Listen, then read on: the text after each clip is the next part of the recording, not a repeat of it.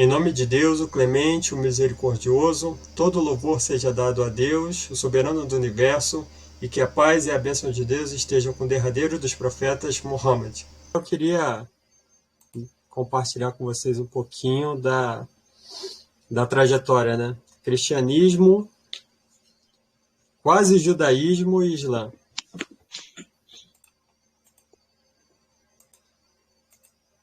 Então, muito bem, como praticamente todos os brasileiros, eu nasci numa família cristã, de uma vertente mais pro lado evangélico, e assim foi a minha adolescência, boa parte dela, né? Boa parte da minha adolescência, até que chegou um período que eu comecei a ver algumas inconsistências ali no evangelho, né?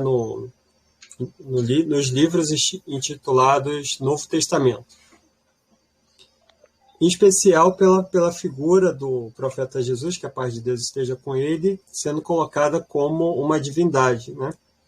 Então isso realmente fica muito difícil de se compreender, de se aceitar, né? Como uma divindade pode ter assumido a forma de uma criança que precisou ser amamentada, precisou ter a fralda trocada, né? Ou os panos ali trocados, precisou de aprender a andar, a falar, essas coisas todas. Então isso realmente fica incompatível com a nossa compreensão de divindade. E até mesmo depois de adulto, né? O próprio Evangelho diz que Jesus, quando estava jejuando no deserto, teve fome. Então, isso a gente começa a se questionar, né? Como é que uma divindade pode ter fome? Como é que uma divindade pode precisar de algo? Pode necessitar de suprimento? Interessante que no Islã temos o mês de jejum, o Ramadã, e nesse mês, né, nesses períodos de jejum, a gente consegue compreender o quanto limitado nós somos enquanto seres humanos, né? Por mais que a gente se alimente o tanto que a gente possa durante um período, se a gente ficar poucas horas sem se alimentar, sem beber nada, a gente já começa a ficar vulnerável. Então a gente começa a entender a nossa fraqueza, a nossa pequenez, a nossa dependência de alimentação, de hidratação, nossa dependência das coisas externas. E a gente entendendo que todas essas coisas externas, e também nós, né, enquanto seres viventes, viemos do Criador, fomos criados. Então fica incompatível a gente conseguir compreender como uma divindade pode ter essas limitações próprias do ser humano, né? De sentir fome, de sentir sede. Então, isso tudo me fez sair do cristianismo e aí, por um momento, ter dúvidas, né? E até negar a ideia de uma divindade. Por quê? Porque a ideia de divindade apresentada pelo cristianismo é uma ideia muito confusa, né? Que existe um Deus Pai, um Deus Filho, um Deus Espírito. Na vertente mais católica também se adota como mãe de Deus, né? A Maria, que Deus esteja satisfeito com ela. E aí ainda fica uma coisa mais desafiadora ainda, né? Você pensar assim, como é que um Deus pode ter uma mãe, né? Então, se aquela divindade teve uma mãe e aquela divindade é Deus, então a mãe de Deus seria mais do que Deus.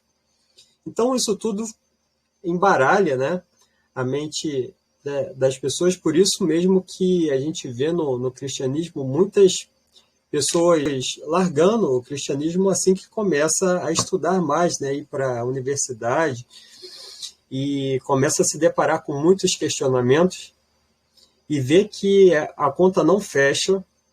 Só que o grande problema é que o único conceito de divindade chegado para mim até aquele momento era o conceito de divindade vindo do cristianismo. Então, o que tinha para além disso seria o paganismo, né? A descrença e tudo mais. Então, até fiquei um tempo, né, não me titulando como nada, até que, né, refletindo sobre as coisas, a gente chega a uma conclusão de que é impossível não haver uma divindade, né, não haver Deus, não haver uma criação para tudo isso. Até porque a gente está no cristianismo, a gente se depara com essas inconsistências. E aí a gente chega à conclusão que aquele conceito de divindade está errado. Muito bem. E aí, esse primeiro momento nos leva a abandonar aquele conceito de divindade, mas fica algo vazio, né?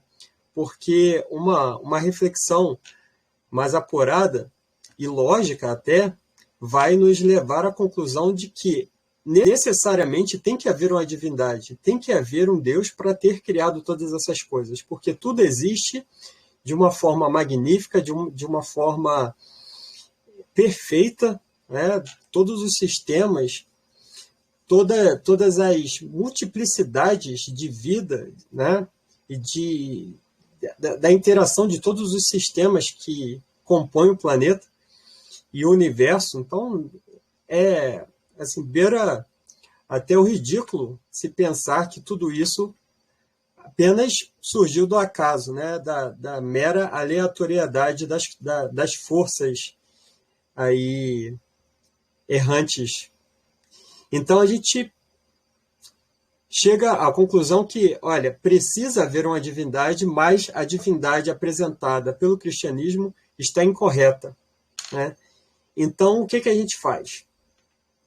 Isso me levou a me afastando, né, do cristianismo, mas tendo essa necessidade até lógica, de compreender que existe uma divindade, isso me levou para algumas vertentes mais próximas do judaísmo.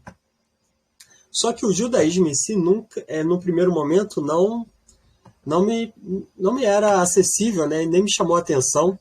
Então, nesse primeiro momento, digamos assim, de retorno a uma crença numa divindade, eu fui para um movimento que eu ainda não sabia que se denominava dessa forma, mas o movimento judaico-messiânico. Não sei se vocês já ouviram falar.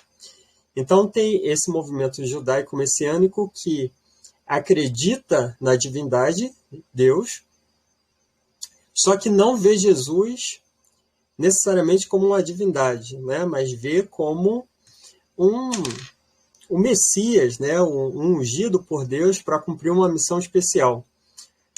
Só que dentro desse movimento messiânico, judaico-messiânico, existe uma infinidade de vertentes, né? Então fica difícil intitular assim de forma genérica, mas eu acabei indo mais por esse lado, né? De entender que Jesus poderia ser tido como o salvador da humanidade, aquele que veio para pagar os pecados e tal, mas não é um Deus, não é uma divindade. Certo? Muito bem. E aí os estudos foram prosseguindo. Então, nesse momento, me levou a, até mesmo estudando o histórico da construção dos livros denominados Novo Testamento, me levou a perder todo o crédito que eu tinha naqueles livros. Então, não mais considerei aqueles livros como livros inspirados ou livros que pudesse ter ali o crédito de ser uma revelação divina, porque foi muito bagunçada a história da construção deles, né? E até mesmo o próprio texto se vê que existem inúmeras contradições neles, razão pela qual existe uma infinidade de vertentes cristãs e judaico-cristãs, e aí me levou a me apegar mais à Torá, que eu via que tinha muito mais consistência do que o Novo Testamento. Só que, ainda estudando, isso me levou cada vez mais a me aproximar das escolas, né, das dos ensinamentos de origem judaica, porque eram que conseguiam explicar mais a Torá, né? Então, se a Bíblia que eu tinha na mão, já ela como um todo não poderia ser mais considerada a palavra de Deus por conta da inserção de coisas ali por homens, então eu fiquei apenas com a Torá, né? Que para quem não conhece, a Torá são aqueles 5 primeiros livros da Bíblia cristã, né? Gênesis, Êxodo, Levítico, Número, Deuteronômio. Então, muito bem, estudando mais nessa vertente judaica, eu cheguei ao conceito denominado Binei Noah, o filho de Noé. Então, esse conceito de Binei Noah, para mim, acabou sendo um divisor de águas, né? Porque a cada vez que eu estudava mais a Torá e os ensinos judaicos, eu me deparava com uma grande divisão, né? A divisão daqueles que se consideram judeus, para os quais se aplica a Torá, e aqueles que não são judeus, aos quais não se aplica a Torá. Até então, eu estava vendo o judaísmo como uma religião, assim como seria o cristianismo, o islamismo. Então, eu estava vendo o judaísmo como uma religião. Então, poderia fazer sentido, né? Aquele regramento se aplicar apenas àqueles que aceitam, né? Ingressar no judaísmo. Só que, diante desse conceito de Binei Noah, eu fui entender que o judaísmo, na verdade, não é uma religião, mas sim uma etnia, uma raça, melhor dizendo, uma raça. O que é uma raça? Uma raça é uma linhagem de pessoas que têm um antepassado em comum. É como se fosse uma questão de família estendida, né? Então, tem um grupo de pessoas ali que tem um ancestral em comum. Então, todas essas pessoas são consideradas da mesma raça. E daí que vem esse conceito de Binei Noah, ou filho de Noé. Porque, segundo esse entendimento predominante no judaísmo, a Torá, a revelação divina, ela foi dada em 2 partes. Uma parte é para os filhos de Israel.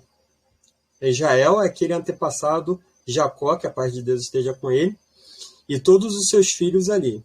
Então, todos os filhos de Jacó, que a paz de Deus esteja com ele, teriam recebido esse regramento, que é a Torá, a lei divina, para cumprir, funcionando como uma espécie de sacerdócio da humanidade.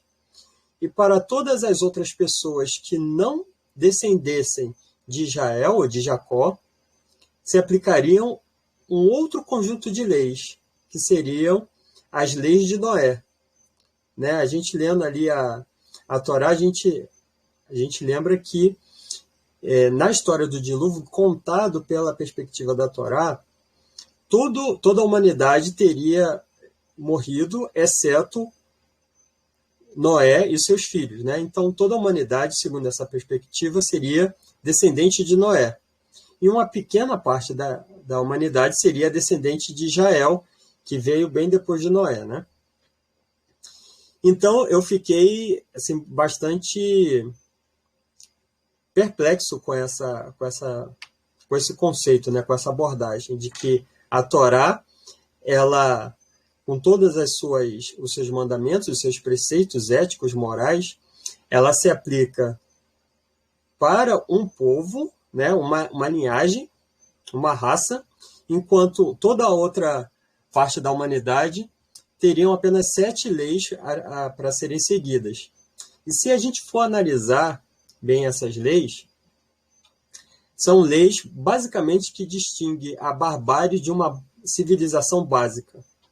São leis assim: proibição do assassinato, proibição de comer uma parte do animal vivo, coisas do tipo. Então isso para mim não fez sentido nenhum, né? Como é que Deus vai fazer essa distinção da humanidade com base em preceitos étnicos, né? Ou preceitos raciais? Então, uma pessoa, apenas por ser descendente, por ter nascido de uma mãe judia, ela automaticamente seria judia, independentemente do que ela faça, né? Então, o critério que eles usam para saber se é judeu ou não é se descende de uma mãe judia. E em nada se avalia a crença daquela pessoa, os parâmetros éticos dela, né? Se avalia apenas a linhagem.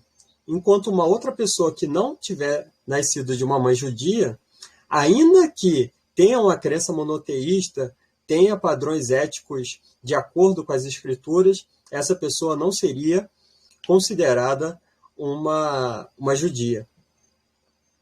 E aí, depois que eu me deparei com esse conceito, aí para mim já passou a fazer todo sentido. Ora, o nome da religião é judaísmo, né? Vem do antepassado deles, que se chama Judá. Então, na verdade, o judaísmo nada mais é do que uma espécie de culto à ancestralidade, a um ancestral comum. Então, eles se fecham ali dentro deles para fortalecer aquilo que eles entendem que foi a tradição deixada por aquele antepassado. Isso assim, pouca coisa se distingue de muitas outras religiões pagãs, credos pagãos, inclusive politeístas, que têm como foco principal a questão da ancestralidade, aquilo que os nossos antepassados nos deixaram, todas aquelas divindades, aquelas crenças, aquelas superstições, elas devem ser preservadas, lembradas e guardadas, porque foram os nossos antepassados que nos deixaram. E muitos, inclusive, entendem que os antepassados viram uma espécie de divindade nos céus que pode interceder por nós.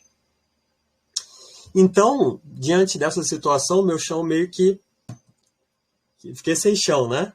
Muito bem. Então, se eu tenho o problema no cristianismo e também tenho um problema no judaísmo, e agora o que eu faço? Se a única fonte, escritura, né, o único escrito divinamente inspirado que eu conhecia era a Bíblia, né, dividida no Novo e Velho Testamento. Se o Novo Testamento está com problema, a gente se apega no, digamos, Velho Testamento, mas aí se tem problema também, o que a gente faz? Então, isso daí me deixou bastante intrigado, né? E eu comecei a tentar arrumar uma resposta para isso, né? Tem que ter resposta. Se existe um Deus, necessariamente, né, ele não ia deixar que isso ficasse dessa forma, né? Então, aí eu comecei a pesquisar sobre a integralidade até mesmo da Torá, certo? Se no cristianismo a gente não tem uma preservação documental, inclusive, dos escritos, que remetam ao profeta, né, que seria Jesus, que a paz de Deus esteja com ele, então vamos ver se no judaísmo, em relação à Torá, a gente tem essa documentação que possa nos assegurar que aquilo que chegou às nossas mãos foi exatamente aquilo que foi escrito pelo profeta, ou que o profeta tenha mandado escrever, no caso Moisés, que a paz de Deus esteja com ele. E não foi isso que aconteceu, né? Eu fui pesquisando e não encontrei, até porque não existe esse rigor documental, essa comprovação da integralidade daqueles escritos desde a época do profeta Moisés, que a paz de Deus esteja com ele, até hoje. Muito pelo contrário. Inclusive, na própria Escritura, vem falando, relatando como o povo de Israel, né, os israelitas ou os judeus, eles se desviaram por diversas e diversas vezes e se rebelaram, inclusive, contra os mandamentos de Deus. Então, se eles perderam a arca, eles perderam o templo, eles perderam o maná, eles perderam a vara de Ararão que brotou, para quem conhece a história ali, não vou entrar em detalhes. Inclusive chegou épocas em que havia basicamente um profeta, alguns poucos profetas tentando alertar o povo para que ele pudesse voltar aos mandamentos de Deus, e o povo ainda ficava de rebeldia. Então, o próprio escrito nos leva a entender que aquele povo que recebeu uma coisa tão preciosa como foi a Torá, os escritos sagrados, eles não deram aquela importância que deveria ter dado. Então, essa angústia e essa necessidade de encontrar uma resposta me levou até o Islã. Quando eu comecei a estudar a respeito, né? Eu estudei a respeito do Islã e uma outra vertente que também diz que recebeu uma escritura, que seriam os mormons. Mas em relação aos mormons não prosperou, né? O estudo, não vi consistência. Não vi a consistência que eu vi no Islã. Então comecei a estudar o Islã e de início uma coisa me chocou, né? E assim, positivamente, e eu vi que era uma diferença fundamental em relação aos escritos da Torá que chegou até nós, que se por um lado a Torá ela fala inúmeras vezes: diga ao povo de Israel, diga ao povo de Israel, esse é o Deus de Israel, né? Em relação ao Sagrado Corão, fala: diga à humanidade, diga aos filhos de Adão, esse é o Deus do universo, o Deus dos humanos, o Deus de toda a criação. Então você vê já ali uma abordagem não mais racial, né? De que aquela mensagem foi dada para um povo específico e só aquele povo seria um povo eleito, mas uma admoestação para toda a humanidade. E aí o Islã já foi me apresentado nesse primeiro momento como aquela revelação que é contra todo tipo de racismo, né? Todo tipo de discriminação. Veja, discriminação, digamos, sem fundamento, porque o Islã, efetivamente, ele faz uma discriminação, mas não em relação a gênero, ou a sexo, né, masculino e feminino, não é uma discriminação a respeito da raça, qual é a sua descendência, mas uma discriminação a respeito da conduta. Então fala lá no Corão que Deus criou toda a humanidade, dividiu em tribos, né, em masculino e feminino, e o melhor entre os humanos é aqueles que têm mais virtudes, aqueles que são mais tementes e obedientes ao Criador. Então isso já foi um choque muito grande, porque veio justamente em relação àquela angústia que eu estava tendo diante desse estudo judaico, dessa abordagem da diferença, né, do Binei Noor, do filho de Noé, que seria toda a humanidade genericamente considerada, e uma classe mais favorecida, né, que seriam os judeus. Então, essa foi a principal substância que eu encontrei no Islã, já de entrada, que a gente percebe já que te recebe de braços abertos. Você não precisa, digamos assim, passar por um critério de homens, né, para se sentir pertencente. Em relação ao judaísmo, você tem todo um critério para você ser reconhecido como judeu dentro da comunidade. Inclusive, uma conversão ortodoxa não é nem feita aqui no Brasil. Você teria que ter condições de ir para Israel ou para os Estados Unidos, estudar, ficar um bom tempo lá, para que você pudesse ser considerado como um deles. E ainda que algum de nós possa ter condições financeiras para isso, eu entendi que o cerne da questão estava errado, né? Como é que eu vou querer me diferenciar de uma outra pessoa, né, me valendo da minha condição financeira? Porque eu tenho condições de viajar para Israel, para os Estados Unidos, então eu vou me diferenciar, digamos assim, da ralé, que não pode, e aí eu vou estar numa classe superior que é um judeu reconhecido pela comunidade judaica. Então eu não queria ser reconhecido por comunidade de homens, mas eu queria ser reconhecido pelo Criador de acordo com a religião que ele tenha estabelecido. E uma outra questão interessante também é que, lendo a Torá, né, e estudando, em nenhum momento se vê o termo judaísmo, né? Em nenhum momento, no próprio livro, né, se encontra que Deus estabeleceu o judaísmo como religião para os seres humanos, ou ainda que fosse para aquele povo, né? Então, de onde foi tirado esse termo judeu, né, judaísmo? Isso foi criado por homens. E aí, essa foi a segunda grande surpresa, né, positiva que eu vi no Islã.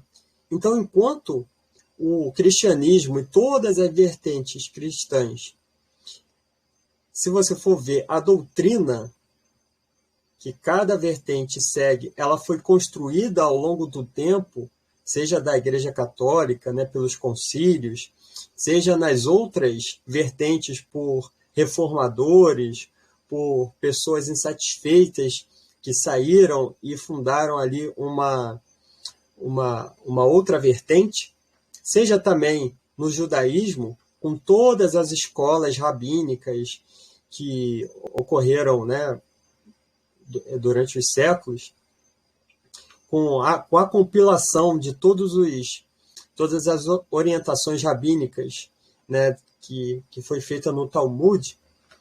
Então você vê ali muita, digamos, pena humana, muita canetada humana para construir, né, um arcabouço religioso. Enquanto no Islã, a gente não vê isso. A gente vê que Deus levantou um profeta e entregou para ele toda a revelação e determinou que, naquele momento, estava concluída a religião e que nada seria permitido acrescentar ou subtrair até os últimos dias. Então, quando se estuda o Islã, a gente, diferente, né, comparado com o cristianismo e com o judaísmo, a gente não faz referência a inúmeros mestres e pensadores e teólogos que construíram aquela doutrina, aquele pensamento, aquela linha de procedimento até os dias de hoje. Quando a gente estuda o Islã, a gente sempre se remete a basicamente duas fontes, que é o Sagrado Alcorão e a Suna. E o que vem a ser o Sagrado Alcorão? O Sagrado Alcorão foi a revelação entregue ao profeta Muhammad, que Deus o abençoe e lhe dê paz, durante 23 anos. E essa revelação foi entregue para ele de forma verbal. É como se fosse um canto, né? Uma espécie de melodia ali da revelação, que ela foi memorizada e compilada ainda na época do profeta, que Deus o abençoe e lhe dê paz, pelos seus companheiros letrados. O profeta mesmo não sabia ler e escrever, mas os seus companheiros sim. Então tudo isso foi compilado, foi escrito, registrado, e a gente tem, inclusive em bibliotecas, no Cairo é uma, lá no Egito, cópias do Alcorão que datam da época. Um parênteses aqui, essa foto é de um manuscrito mantido pelo Comitê Islâmico do Uzbequistão, que é a primeira versão escrita existente do Sagrado Alcorão. Na descrição do vídeo eu vou deixar alguns links de referência para quem quiser aprofundar no estudo da preservação do Sagrado Alcorão. Então, essa fonte é uma fonte fidedigna, certo? Uma fonte que veio direto de Deus, revelado para a humanidade. E a Suna aí já é um pouquinho diferente. A Suna é o registro de todos os atos, todos os ensinamentos que o profeta, que a paz e a bênção de Deus esteja com ele, entregou para os seus companheiros durante o seu período de profecia. Então, depois da morte do profeta, todo esse material foi compilado, né, de forma assim, bastante rigorosa, e aí eu tive acesso a um conceito que não se tem no cristianismo nem no judaísmo, que é o SNED. O que é o SNED? É toda uma rigorosa checagem das fontes da Suna, né, para se identificar qual é o grau de confiabilidade daquele dito. Então, depois da morte do profeta, que a paz e a bênção de Deus esteja com ele, os companheiros, né, as pessoas mais próximas ali, começaram a relatar todos os ensinamentos dele. Isso foi escrito e compilado. E teve todo um cuidado de se saber a procedência daquele dito, né? Então, quem está dizendo que o profeta ensinou isso? Aí vai se buscar sempre uma fonte que tivesse condições de ter ouvido aquilo diretamente do profeta, que a paz e a bênção de Deus esteja com ele. Então, na Suna, né, a gente tem os chamados hadiths, que são todos esses escritos, né, essas compilações. E elas são divididas de acordo com o seu grau de confiabilidade.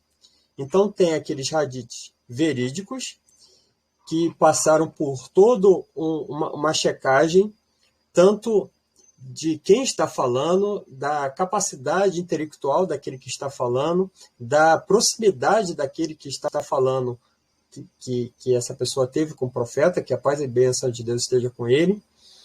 Então, esses são os considerados autênticos, e tem os outros considerados aceitáveis, outros considerados fracos. Então, a gente se ampara principalmente nos autênticos, nos hadiths autênticos, e uma das características que precisa ter é não haver nenhuma incompatibilidade com o Alcorão. Então, diante de toda essa avalanche, certo, de coisas, de elementos positivos, eu passei a estudar de forma assim, mais atenta o Alcorão. Então, vamos saber o que o Alcorão diz, né? E aí uma coisa assim, muito, muito interessante que a gente vê no Alcorão e não vê na Bíblia, que chegou a nós hoje, é que no Alcorão se atribui os mais elevados atributos a Deus, certo? E unicamente a Deus. A gente não vê aqui no Alcorão nenhuma blasfêmia, nenhum insulto ao Criador, e diferente, né, até mesmo da Bíblia, o Alcorão ele nos apresenta uma mensagem muito mais detalhada, muito mais clara, muito mais objetiva, e que nos permite tomar, né, isso como orientação para a nossa vida e poder efetivamente praticar uma religião que deve ser, né, não pertencimento necessariamente a um grupo, né, ser reconhecido por uma casta, um grupo de pessoas, mas ser reconhecido por Deus como aquele que quer se aproximar dele. Então, eu tinha falado a respeito do nome, né, que em relação ao judaísmo se tem a referência a um antepassado que foi Judá, um dos filhos de Jacó, que a paz de Deus esteja com ele. No cristianismo se tem referência a Cristo, né, que foi um profeta também, uma pessoa enviada por Deus para trazer uma mensagem à humanidade. Já no Islã, o termo Islã não se refere a um antepassado, não se refere a uma pessoa, mas nem se refere a uma instituição, mas se refere a uma postura de vida em relação ao Criador, que é de submissão. Alguns podem perguntar assim, muito bem, em relação ao cristianismo, antes de Jesus, que a paz de Deus esteja com ele, vir, morrer, né, supostamente morrer pelos pecados de todo mundo e garantir a salvação, como as pessoas se salvavam antes de Jesus? Né? Como as pessoas conseguiam ter uma ligação com Deus antes de Jesus? Aí já fica complicado responder, né? Porque se a religião é o cristianismo, que religião existia antes de Cristo? Né? Ou, melhor, em relação ao judaísmo, se a vertente judaica é correta, né? Que religião existia antes desse antepassado Judá, que foi filho de Jacó? Se Judá foi filho de Jacó, né, que é Israel, qual era a religião de Jacó? E qual era a religião do pai de Jacó, Isaac? E qual era a religião do avô de Jacó, Abraão, que a paz de Deus esteja com todos os profetas? A gente não consegue responder, porque fica incompatível. Como é que a religião de Abraão, que a paz de Deus esteja com ele, possa ser o nome do neto dele? A coisa fica sem se encaixar. Mas aí a mesma pergunta a gente pode transportar para o Islã. Qual era a religião que Deus aceitava antes do profeta Muhammad, que a paz de Deus esteja com ele? Né?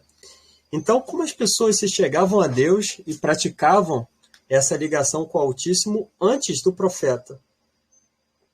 Que a paz e a bênção de Deus esteja com ele. A religião, desde Adão, desde o primeiro ser humano, sempre foi o Islã. Por quê? O que é o Islã? O Islã é ser submisso a Deus, submisso às ordens de Deus. Só que, obviamente, que Adão, Abraão, Isaac, Jacó, Ismael, Davi, Moisés, que a paz de Deus esteja com todos os profetas, não tinham o Alcorão que a gente tem hoje, Sagrado Alcorão. Mas existe uma mensagem que é o centro do Sagrado Alcorão, que vem desde do primeiro ser humano, Adão, que é a mensagem do monoteísmo. Não atribuir parceiros a Deus, não invocar outras divindades, outros nomes, outros seres que não ele, não pedir socorro a outro que não a ele, e não adorar a outro que não a ele. Isso é uma mensagem simples, clara, e bem razoável de a gente entender, que estava vigente desde o primeiro ser humano que pisou na Terra. E a outra parte da mensagem é o estabelecimento de padrões éticos e morais. Agora, alguns detalhes em relação à oração, algumas práticas, elas foram mudando no decorrer dos séculos, né, que a humanidade habita a Terra, e ela chegou no seu ápice no momento em que essa revelação foi entregue a Muhammad, que a paz e a bênção de Deus esteja com ele.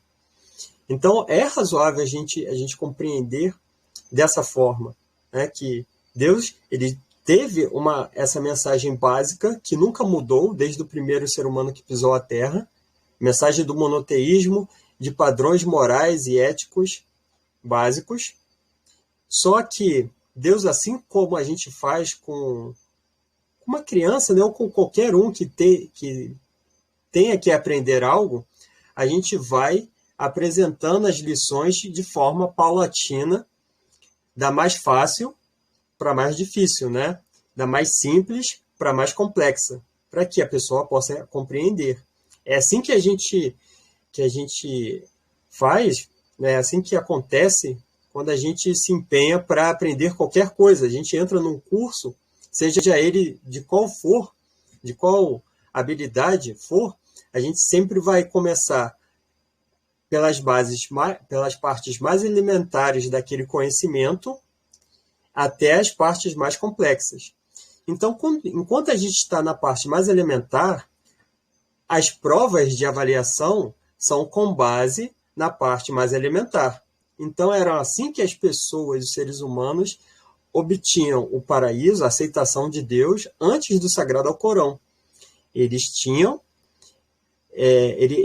eram aceitos por Deus com base naquela mensagem mais elementar entregue possível de ter chegado a ele naquele momento. Então, como a humanidade ainda tinha uma mensagem mais simples e elementar, era com base nessa mensagem que Deus julgava, avaliava ali aquela pessoa e considerava aquela pessoa um muçulmano, ou seja, um obediente, um submisso, uma vez que aquela pessoa entendia e praticava aquela ordem elementar que Deus já tinha estabelecido. Só que o objetivo de Deus é que nós nos desenvolvamos. Então, quando a humanidade chegou num nível de amadurecimento que Deus entendeu como razoável, ele entregou o ápice da revelação, que é o Sagrado Corão, pelo profeta Muhammad sallallahu alaihi wasallam, que quer dizer que Deus o abençoe e lhe dê paz. Então, a partir do momento em que essa mensagem sublime, mais rebuscada, foi entregue, então, a partir desse momento, Deus não aceita que o ser humano, uma vez tendo tido contato com essa mensagem, simplesmente fala, não quero, eu quero ficar com a prova do nível 1. Eu quero ficar eternamente no primeiro período. Não, agora a mensagem já foi entregue de forma minuciosa, elaborada. Então, uma vez que a pessoa tem acesso, ou é possível a ela ter acesso a essa mensagem, a partir desse momento, Deus vai julgá-la de acordo com essa mensagem que foi possível chegar até ela. No Sagrado Corão, é claro, em vários textos, que Deus não impõe a nenhuma alma algo superior às suas forças. Então, no momento em que um ser humano não teve condições de ter acesso a essa mensagem, por exemplo, muitos perguntam a respeito de como, sei lá, um índio de uma tribo isolada numa ilha oceânica, sei lá, pode ser um cristão, por exemplo, pode ter possibilidade de ser salvo, digamos, do inferno e aceitar Jesus e tal, se essa mensagem nunca vai se chegar até ele, né? Nunca chegou até ele, não foi possível ele ouvir essa mensagem. E o cristianismo não tem muito como responder isso, né? Mas com base no Sagrado Corão, que veio para tirar todas as dúvidas e encaminhar a humanidade, essa resposta é simples. Aquela pessoa que não teve condições de ter acesso a essa mensagem, ela vai ser julgada com base no conhecimento que se chegou até ela, né? E Deus, ele sabe muito mais do coração de cada um, certo? E coloca ali diante daquela pessoa as provas, né? Os testes possíveis para que possa se aferir se ela merece ou não, digamos, o presente do paraíso ou merece a condenação, que seria do inferno. Inclusive, essa questão de céu e inferno é uma questão totalmente ausente na Torá, né? Na Torá que se chegou até nós. Por que eu sempre digo a Torá que chegou até nós?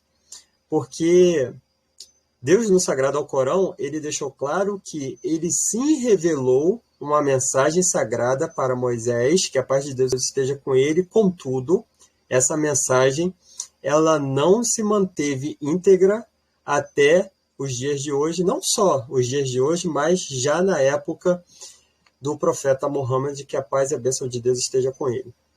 Então, quando eu digo a Torá que chegou até nós, é porque existiu uma Torá legítima, íntegra, mas a essa a gente não teve acesso. E lendo o Sagrado Corão, a gente resgata muito dessas partes da Torá que foram perdidas, porque há muitos relatos a respeito dos povos antigos, dos profetas anteriores, tem relatos a respeito de Adão, de Caim e Abel, de Noé, de Moisés. Então, que a paz de Deus esteja com todos os profetas. Então, a gente consegue ter um resgate da Torá legítima, já contida aqui no Sagrado Alcorão. Então, se essa questão, por exemplo, de céu e inferno, é uma questão fundamental, é a questão mais importante que existe para um ser humano, né? Porque você imagina, a nossa vida aqui na Terra, às vezes chega a 60, 70, 80 anos. Muitos poucos chegam a 90, 100. Muitos tantos falecem ainda na juventude. Mas o céu e o inferno vai ser para toda a eternidade. Então, essa mensagem é a mensagem mais importante para a vida de qualquer um aqui nesse curto período que a gente está na Terra.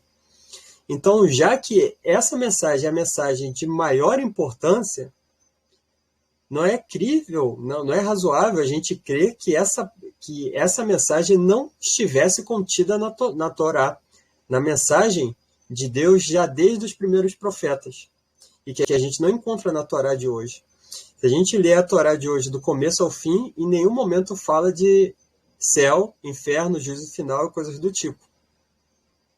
Então, por isso que todas essas questões, né, esses desdobramentos, me levaram a me converter ao Islã e entender, né, que eu já entendia que a verdadeira religião era se submeter a Deus, cumprir os mandamentos, mas faltava um pouco entender quais são efetivamente esses mandamentos.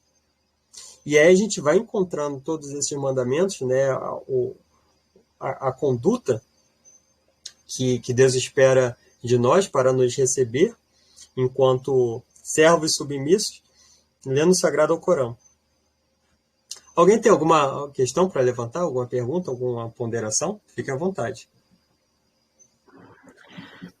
Eu tenho uma curiosidade, que eu ouvi um comentário e aí eu fiquei meio confusa, que eu falei, gente, eu não falo árabe, como é que eu vou ler o Alcorão em árabe? Porque disse que não é certo a gente ler o Alcorão traduzido para a nossa língua. Como é que funciona isso? Como é que a gente dá o jeito da gente aí para ler o Alcorão em árabe? Eu também não falo árabe, né? Vou começar a estudar agora. O que acontece? O Alcorão, propriamente dito, só é considerado o Alcorão, a palavra de Deus, no seu idioma que foi revelado, que é o árabe.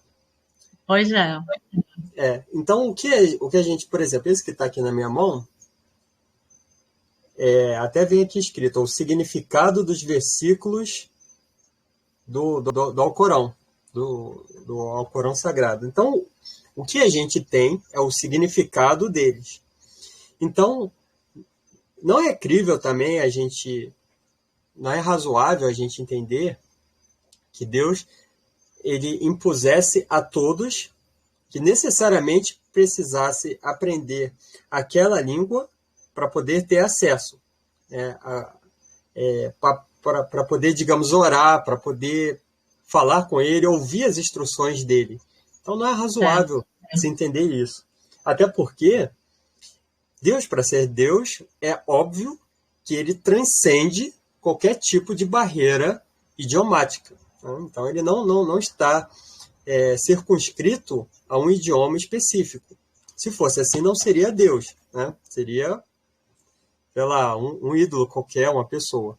Então Deus ele transcende qualquer tipo de idioma que a humanidade tem, né? Por quê? Porque ele sonda diretamente dentro do coração.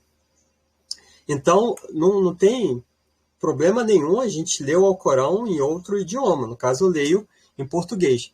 A questão é que, quando a gente lê em outro idioma, a gente tem que estar ciente que a gente está lendo uma tradução e que, sempre que se traduz para um outro idioma, se perde alguma coisa do significado original. Isso vai nos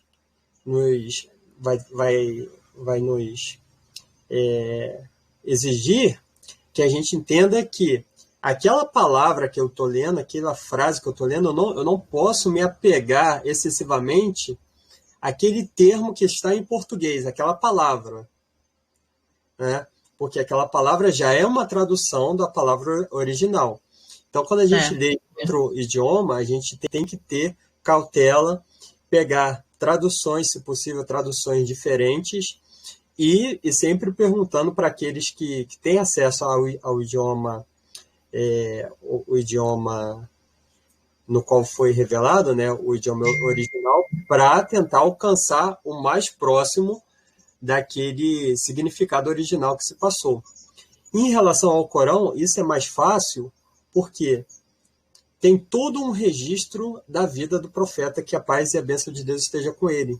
Então foi uma revelação entregue e explicada durante 23 anos, certo? Então tem muito material explicando de forma bem minuciosa o significado de todos aqueles versículos, sempre com base na fonte, né? E aí, quando a gente começa no Islã, a gente fica assim meio até espantado, porque é uma enxurrada, é um oceano de material que existe. Então a gente tem que ir com calma, dar prioridade aos fundamentos, certo? Quais são os fundamentos? Primeiro é a fé monoteísta, a fé em um Deus, sem atribuir parceiros a ele, sem atribuir rivais, né? Porque tem até uma vertente do cristianismo que entende que, por exemplo, Satanás é rival de Deus. Então seria a luta do bem contra o mal. O bem é Deus e o mal é Satanás. Então, no final, o bem vai ganhar. Isso não existe, certo? Deus não tem rival. Ele não luta contra ninguém, certo? Não existe nenhuma força que possa se opor a ele. Então, os atributos de Deus, né? Ler o Sagrado Alcorão, que é a fonte primeira, né, que a gente tem que buscar ter acesso, e todos os estudos que a gente for ter, a gente tomar cuidado para buscar a fonte, né? Isso aqui vem da onde? Inclusive, tem um mandamento expresso no Sagrado Alcorão, que diz que os crentes não são aqueles que apenas fazem as coisas porque os outros estão fazendo e vão repetindo sem raciocinar, sem refletir a respeito daquilo. Há diversas passagens ordenando que a gente reflita, que a gente avalie, que a gente raciocine para chegar a uma conclusão correta. E aí Deus é tão misericordioso que tem também no Alcorão essa advertência que se a gente errar, assim, estando com um coração aberto, um coração puro, buscando realmente a verdade, se a gente errar por esquecimento ou por equívoco, né? Me enganei, eu pensei que o certo era A, mas era B. Deus perdoa, Deus perdoa. Agora, o que Deus não perdoa é um erro intencional. Eu quero fazer isso em rebelião, né, a palavra dele. Ele fala isso, mas eu quero interpretar dessa forma porque vai ser mais conveniente para mim. Aí já fica mais complicado. O importante é ter o coração devoto, né, o coração puro, se chegar com humildade, que diz também que Deus facilita o caminho daqueles que se chegam com humildade, até porque Islã, né? Islã é aquele que se submete. Não tem como você ser um submisso e arrogante ao mesmo tempo. Então, essas são coisas incompatíveis. Então, para se chegar a Deus, tem que se deixar toda a arrogância, prepotência, vaidade, assim, soberba de lado, né? Se esvaziar e se chegar a Ele, olha, eu não sei nada por mim mesmo eu não posso me encaminhar, eu preciso da sua orientação, da sua misericórdia, até mesmo para conseguir entender, ainda que eu falasse árabe, como idioma de nascença, né? Então, ainda mais falando um outro idioma de berço. Então, com base nessa postura, é o fundamental para se chegar a Deus e ser aceito por Ele, como um muçulmano. Obrigada. De nada. Mais alguém?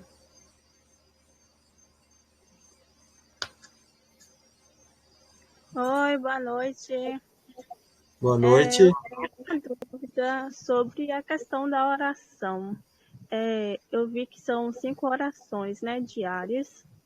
E eu queria saber a respeito da obrigatoriedade para as mulheres, por conta da rotina da questão dos filhos, porque eu vi que há um certo rigor nos procedimentos e que pequenas coisas, até como olhar para os lados, isso poderia anular a oração, né?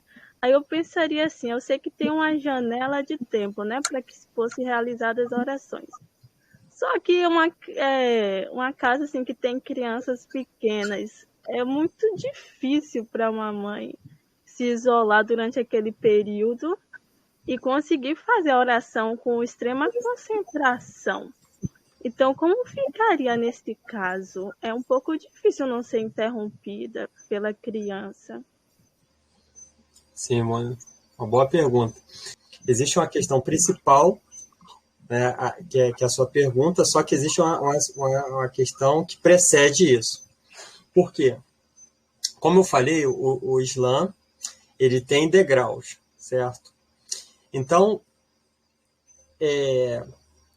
existe, por exemplo, como eu falei, em relação ao judaísmo, eles entendem que a Torá foi entregue para o povo judeu. Então, os mandamentos são para os judeus. E aqueles que não são judeus são os Bnei, os filhos de Noé, aos quais não são aplicáveis os mandamentos da Torá, mas sim alguns outros poucos mandamentos, certo? Muito bem. No Islã não funciona muito dessa forma. Eu vou tentar explicar. Os mandamentos, eles são para os muçulmanos, mas não no sentido que tem o judaísmo, porque os muçulmanos não são aqueles que descendem de um antepassado comum, mas são aqueles que prestam uma profissão de fé no monoteísmo, dizendo que só não existe divindade a não ser Deus, e que Muhammad é o servo e o mensageiro de Deus. Então, todos os mandamentos contidos no Sagrado Alcorão, né, nos ditos do profeta, que a paz e a bênção de Deus esteja com ele, eles têm uma questão de ordem. Para que eles possam ser aceitos, a pessoa antes precisa fazer essa profissão de fé. Porque, veja, a gente está falando da oração. Como é que esse conhecimento de que Deus quer que façamos a oração chegou até nós? Por exemplo, como é que você ficou sabendo que Deus quer que você faça 5 orações por dia?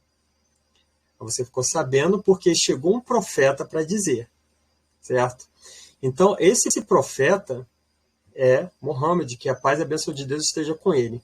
Então, não faz sentido você querer, você de forma geral que estou falando, a pessoa querer seguir alguns mandamentos que ela compreende ali, que foram entregues, mas não prestar essa profissão de fé, validando aquele mensageiro que Deus escolheu para entregar esses mandamentos. Deus ele não aceita a oração daquele que não é muçulmano. E para ser muçulmano, a pessoa precisa simplesmente fazer essa profissão de fé. Porque você imagina, a pessoa que fala assim, eu vou fazer essa oração para Deus. Oi? Enfim, eu vou fazer isso, Shahad.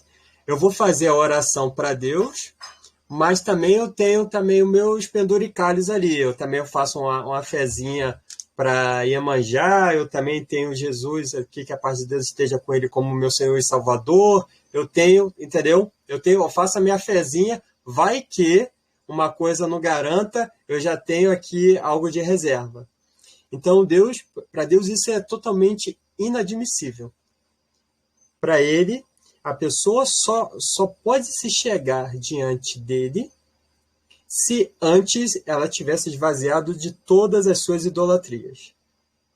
Então, ela primeiro tem que entender, fazer essa profissão de fé diante de Deus, que, olha, eu testemunho que não há divindade a não ser Deus, a não ser um Deus único, sem filho, sem pai, sem mãe, sem parceiros, né? sem rivais, e eu testemunho, né, que eu compreendo e testemunho que Deus levantou um homem, uma pessoa, como seu servo, não como seu filho, como um semideus, como seu servo e mensageiro. E é por intermédio desse mensageiro que a gente tem todas essas explicações elucidativas. Né? Então, como ato assim, preparatório para a oração, a pessoa precisa fazer algo para que essa oração seja aceita. Certo? Essa oração em termos de adoração. Agora, digamos assim, a pessoa não conhece nada. A oração que ela faz pedindo a Deus que mostre para ela o caminho correto, essa oração é aceita, ela vai ser, né, de acordo com a vontade de Deus, apresentada ao Islã, e aí ela vai tomar essa decisão, ela vai fazer essa profissão de fé, e a partir daí ela já tem essa questão de ordem, né? Ela já tem essa questão preliminar para que a oração dela possa ser aceita. Até porque, digamos assim, no conteúdo da oração já se faz essa profissão de fé. Tem uma parte que se faz essa profissão de fé. Então, a oração ela tem esse requisito. A pessoa precisa primeiramente fazer essa profissão de fé, de que não há divindade a não ser Deus e que Muhammad é seu servo e mensageiro. Aí o segundo passo é ela aprender sobre a purificação. O que ela precisa fazer como purificação, para se purificar, para poder se chegar a ter Deus. Então tem um procedimento lá de purificação, né? De lavar as mãos, o rosto e tal. Tem esse procedimento. Depois ela precisa saber os horários, né, das orações obrigatórias. Depois ela precisa saber o conteúdo básico ali, o passo a passo ali da oração para poder fazer a oração. Isso é um pequeno preliminar para responder a sua pergunta. Agora, indo diretamente na resposta, para responder a sua pergunta, que eu não saberia responder por mim mesmo, eu dependo do quê? Do mensageiro que Deus enviou para nos esclarecer a respeito. Então, teve um certo episódio em que o mensageiro, né, Muhammad, que a paz e a bênção de Deus esteja com ele, estava orando, e aí veio o seu neto para perto dele. Então, o que ele fez? Ele não desprezou o menino, sai daqui, alguma coisa do tipo, né? E nem ele parou de orar, e minha oração agora está invalidada porque chegou uma criança aqui, agora o que eu vou fazer? Não. Enquanto ele estava de pé, ele colocou a criança nos ombros, né? Ele estava com a criança no colo, e aí fazia a parte da oração em pé. Quando era a parte de prostração, ele tirava a criança do colo, colocava do lado, fazia essa parte. Inclusive, quando eu estou aqui em casa fazendo oração, às vezes chega o meu filho mais novo, Davi, de 2 anos, e às vezes ele está chorando, às vezes ele quer cola, às vezes a Vanessa está ocupada fazendo outra coisa, ou às vezes até está fazendo oração junto a mim. Aí eu vou e pego o menino, inclusive lá na mesquita já aconteceu isso também, de eu estar no momento da oração, chegar o Davi querendo colo. Então eu pego o menino no colo, vou fazendo oração com ele no colo, na hora da prostração eu coloco ele ou no meu colo aqui do lado e faço essa parte. Claro que o ideal é ter um ambiente totalmente silencioso para fazer a oração. Só que aí a gente vai para aquela questão que é muito abordada no Sagrado Alcorão. Precisamos ser razoáveis, precisamos ser sensatos. Seria sensato a gente imaginar que Deus pedisse de uma mãe: olha, deixa o seu filho trancado lá no quarto, berrando de fome, de medo, de qualquer coisa que possa ter, e aí você se tranca no outro quarto para fazer a oração, e só depois que terminar você vai ver o seu filho? Não seria sensato isso. Se tiver uma outra pessoa que possa ficar com a criança, melhor. Mas se não tiver, é também o nosso dever cuidar da criança. Então, vamos fazer a oração com a criança ali, se não tiver uma outra forma de fazer. Consegui responder sua pergunta? Sim, consegui, irmão André. Muito obrigada. De nada. Bem, já passou de 10 horas. Queria agradecer a todos que estão presentes, que estiveram presentes, as perguntas, as questões. Vou tentar fazer, se Deus quiser, toda terça-feira, de 9 às 10 da noite, essa interação, para a gente aprender mais. Eu vou compartilhando com vocês os meus estudos. Tem muito material bom, né, que eu tenho estudado, gostaria de compartilhar. E é bom que a gente vai se conhecendo, né? Bem, a paz de Deus esteja com todos. Muito obrigado por todos terem comparecido. Uma boa noite, fiquem com Deus. Até a próxima. Boa noite, Salam. Boa noite. Salam. Boa noite.